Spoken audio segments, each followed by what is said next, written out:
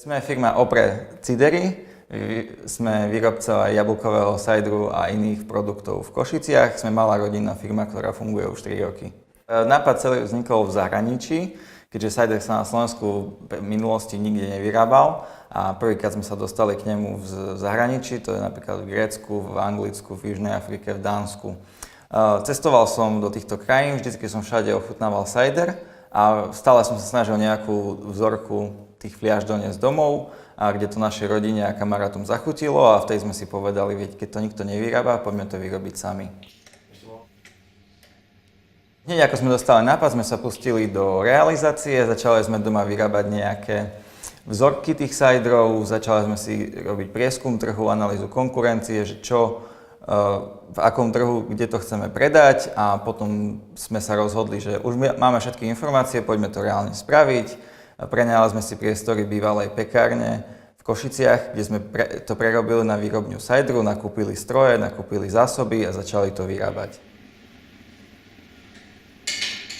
Marketingový prieskum sme hlavne realizovali na internete. Snažili sme sa nájsť najzákladnejšie informácie o zákazníkoch, o konkurencii, ako o našom celkovom trhu.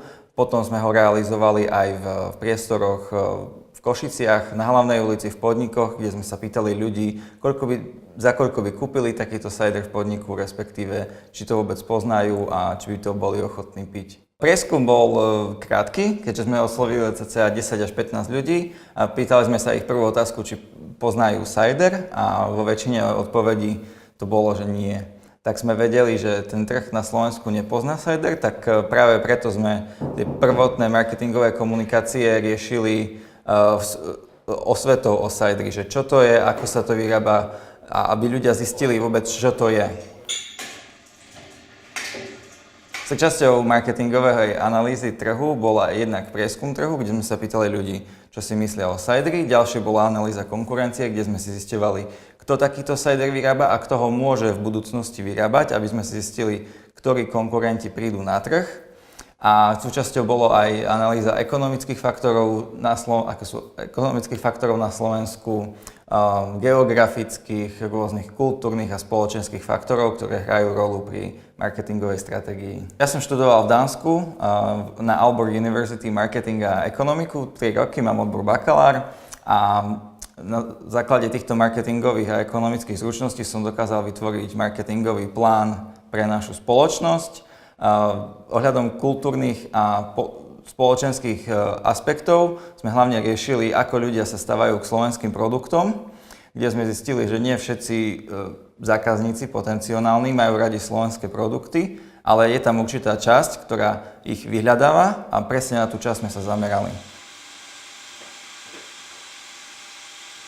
Od začiatku založenia firmy som plánoval našu firmu a značku Opre ustaliť na slovenskom trhu. To znamená, že sme z začiatku intenzívne promovali značku a snažili sme sa etablovať na trhu nielen doma v Košiciach, ale aj na celom Slovensku a čiastočne aj v zahraničí. To sa nám podarilo, naša značka je veľmi rozpoznateľná medzi zákazníkmi a aj širokou verejnosťou. Sme jedni z mála výrobcov na Slovensku, ktorí vyrábajú sajder v tak malom veku a v takej dobrej, môžem povedať, kvalite. A to je ten základný kameň, na ktorom vieme stavať aj do budúcna, že máme značku a firmu, ktorú ľudia poznajú a vieme časom na nej stavať a rásť a rásť. Od prvého dňa, kedy som vymýšľal koncept našej značky, som sa snažil tú značku tvoriť medzinárodne, nielen lokálne. To znamená, že každý jeden aspekt značky sa dá pochopiť v zahraničí a do budúcna určite chceme expandovať hlavne do zahraničia. Aktuálne vyvážame do Česka, Rakúska, Dánska a Estónska, s tým, že mali sme aj nejaké kontakty v Japonsku a aktuálne rokujeme s Čínou ohľadom exportu našich produktov do zahraničia. Vývoz do zahraničia je veľmi ekonomicky výhodný, vytvára to perfektný rast spoločnosti, takže vlastne chceme sa na to orientovať a nebyť iba nejaký malý lokálny výrobca sajdru v Košiciach, ale firma, ktorá niečo stade vyváža von. Aktuálne v našej firme sú zamestnaní iba 2 ľudia, čo sme ja a brat. My sme hlavní ťahovní firmy, kde nastavujeme systémy a snažíme sa to čo najviac propagovať, aby tá firma rástla.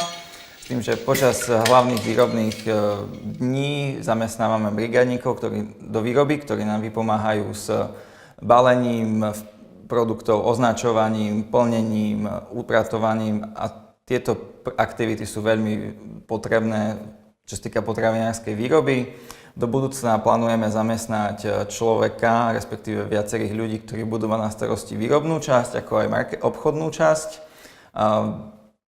Potrebovali by sme hlavne ľudí, ktorí dokážu premýšľať, nielen vedieť niečo robiť stále dookola, ale fakt, keď sa niečo pokazí, vedia to aj opraviť, majú nejaké zručnosti, také tie základné, opraviaránske. Dokázali by pracovať aj dlhšie ako 8 hodín, že nie je to práca, ktorá je iba od 8 do 8, ale napríklad aj od 10 hodín denne, potom deň voľná a tak ďalej. Že tá potravinárska výroba je dosť závislá na tom produkte. On sa nedá vyrobiť, kedy si človek zmyslí, ale je to nejaký proces, ktorý trvá a nevieme to až tak ovplyvniť.